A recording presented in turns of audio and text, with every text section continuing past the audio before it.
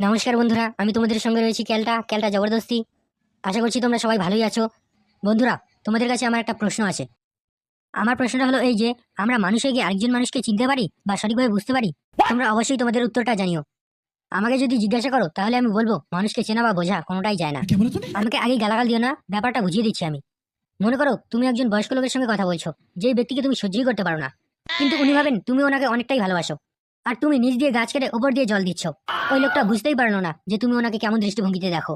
মনে করো তুমি একজন খুব খারাপ মনের মানুষ। তুমি একটা উদ্দেশ্য নিয়ে যে কোনো একজন ব্যক্তির সঙ্গে সুন্দরভাবে কথা বলছো, সুন্দরভাবে ব্যবহার করছো। তুমি এমন একটা কাজ করলে যে কাজটা করার পর উনি ভাবলো তোমার মতো মানুষ আর এই দুনিয়াতেই নেই। আসলে তুমি যে তোমার স্বার্থসিদ্ধি করার জন্য কাজটা করেছো কিংবা অনেক বড় অভিনয় করেছো, তিনি ওটা ধরতেই পারলেন না।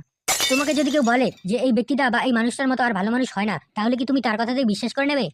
আর আমাকে যদি বলো তাহলে আমি বলবো এই মানুষটাকে আমার সন্দেহের তালিকায় বেশি রাখবো। পজিটিভ আর নেগেটিভ এই দুটো এনার্জি ছাড়া যেমন লাইট জ্বলবে না, ঠিক তেমনই পজিটিভ আর নেগেটিভ চিন্তা ভাবনা ছাড়া মানুষ তৈরি হয় না। বাবা, শুনলাম আপনি নাকি যে কারোর মনের কথা অনায়াসেই জানতে পারেন। কোন মানুষটা ভালো আর কোন মানুষটা খারাপ সেটাও নাকি আপনি জানতে পারেন। বাবা দেখুন তো আমার মনে এই মুহূর্তে কি চলছে।